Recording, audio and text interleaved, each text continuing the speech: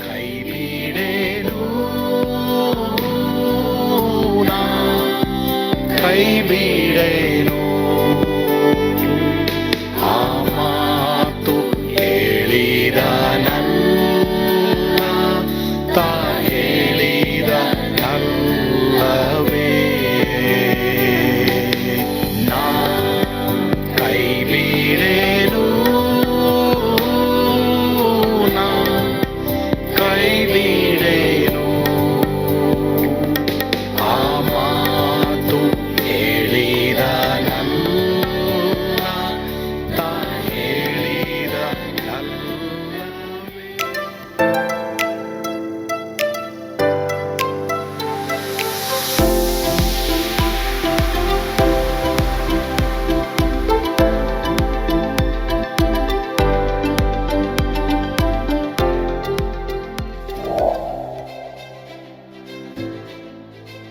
ಕರ್ನಾಟಕಕ್ಕಾಗಿ 3 ದಿನದ ಉಪವಾಸ ಪ್ರಾರ್ಥನೆ.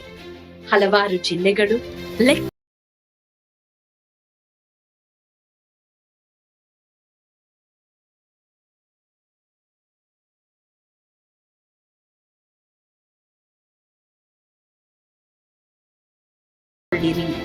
31 ಜಿಲ್ಲೆಗಳು, 224 ಕ್ಷೇತ್ರಗಳು ಒಳಗೊಂಡಂತ ಕರ್ನಾಟಕ ಕಲಾಚಾರ, ಪಾರಂಪರ್ಯ ಮತ್ತು ಅವಕಾಶಗಳು ಇರುವಂತ ನೆಲ.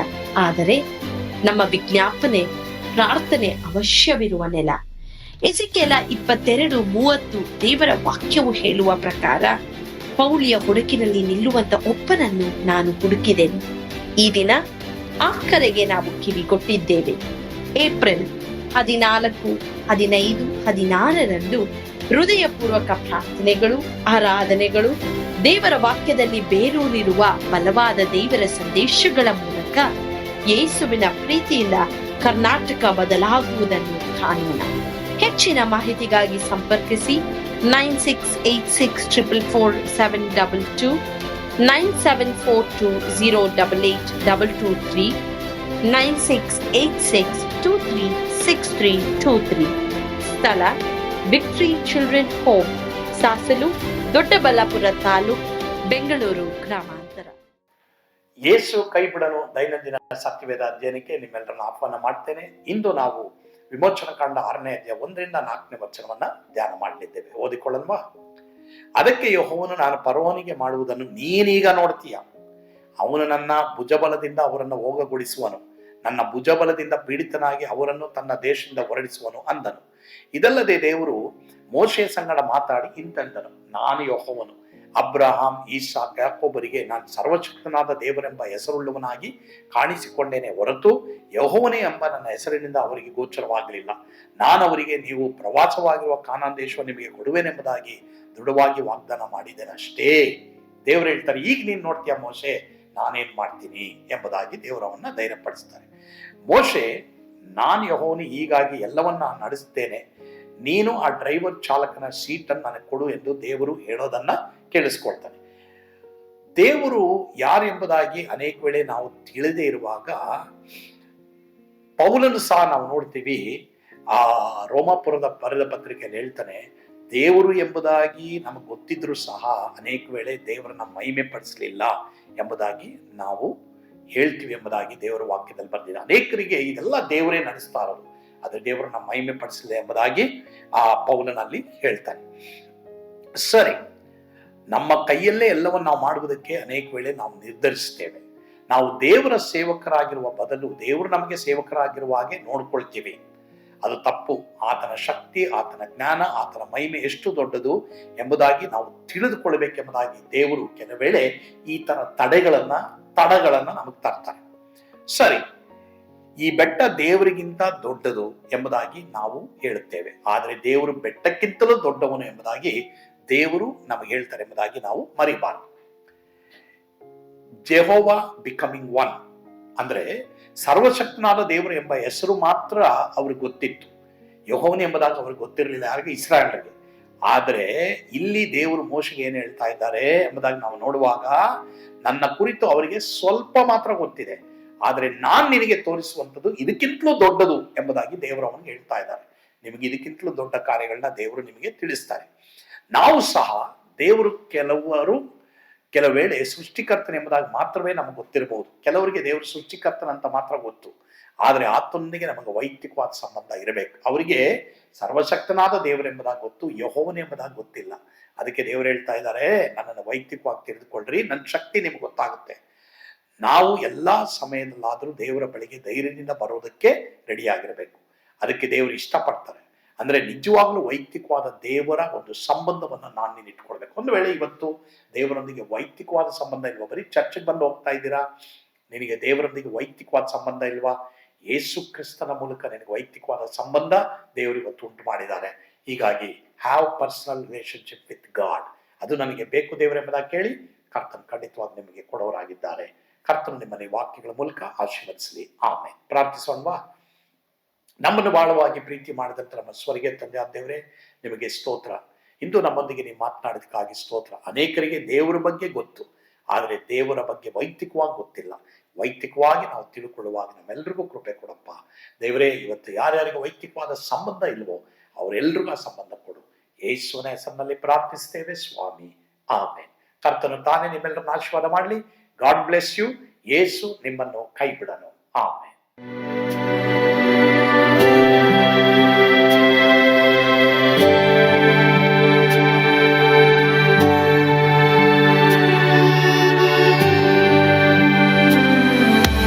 ನಾನು ಪಾತ್ರದಲ್ಲಿ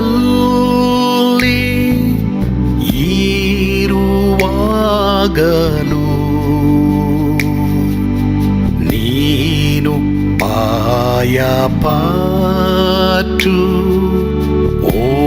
ಓಡಬಾರದು.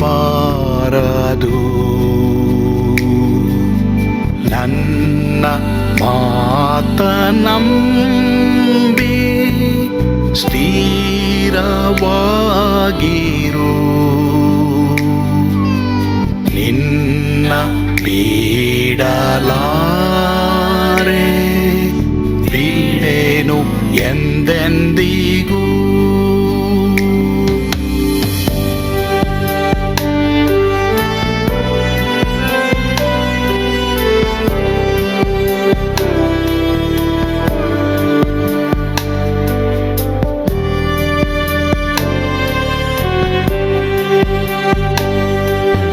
ನಾ ಕೈ ಬಿಡೆನು, ಕೈ ಬಿಡೆನು. ಆ ಮಾತು ಹೇಳಿದನಲ್ಲ, ತಾ ಹೇಳಿದನಲ್ಲವೇ.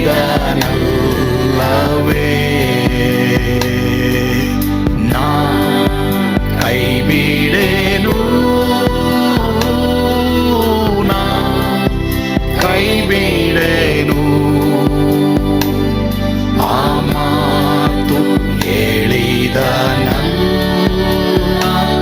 ತಾ ಹೇಳಿದನಲ್ಲವೇ.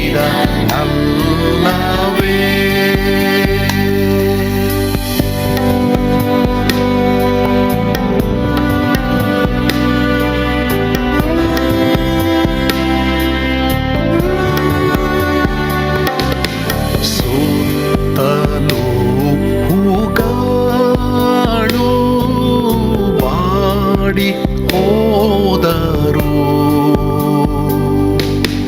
ಮೇಲೆ ಸ್ವರ್ಗದೋಳು ಬಾದಲಾಗದು.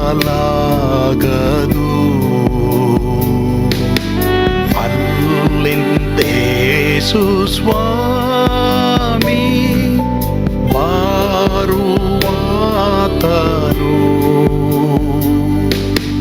ನನ್ನ ಬಿಡಲಾರ, ನನ್ನನ್ನು ಕೈ ಬಿಡನು. ನಾ ಕೈ ಬಿಡೆ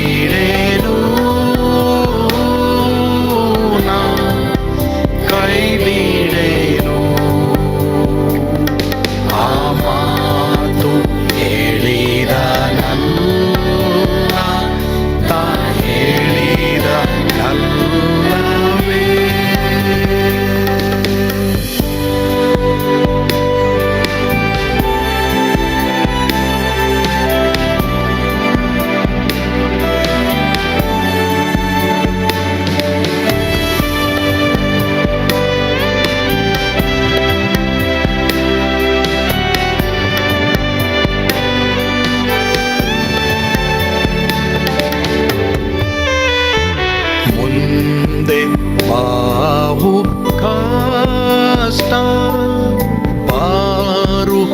ಬಾರುತ್ತಿದ್ದರು ಬಾಯ ಪಾಡಲಾರೆ ಸ್ವಾಮಿ ಇದ್ದಾನೆ ಬಾಲವಾಗಿ ನಿಂತು ಹರ್ಷಗೊಳ್ಳುವೆ ಸ್ವಾಮಿ ನೀಡಲಾರ ಸ್ವಾಮಿ ನನ್ನ ಕೈ ಬಿಡನು ನಾ ಕೈ ಬಿಡೆನು ನಾ ಕೈ ಬಿಡೆನು ಆ ಮಾತು ಹೇಳಿದನಲ್ಲ ತಾ ಹೇಳಿದನಲ್ಲವೇ ನಾ ಕೈ ಬಿಡೆನು ನಾ ಕೈ ಬಿಡೆನು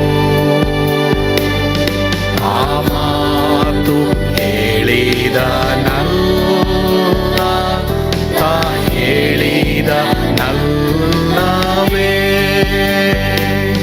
ತಾ ಹೇಳಿದನಲ್ಲ